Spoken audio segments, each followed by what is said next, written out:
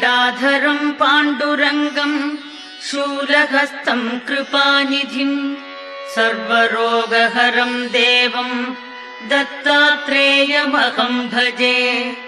जगदुत्पत्तिकर्त्रे च स्थितिसंहारहेतवे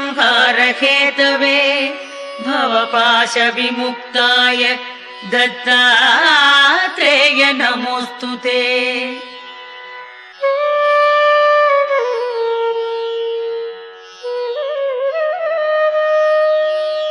जराजन्म विनाशाय देहशुद्धिकराय च दिगंबर दयामूर्ते दत्तात्रेय नमोऽस्तु ते। कर्पूरकान्तिदेहाय ब्रह्ममूर्तिधराय च वेदशास्त्रपरिज्ञाय दत्ता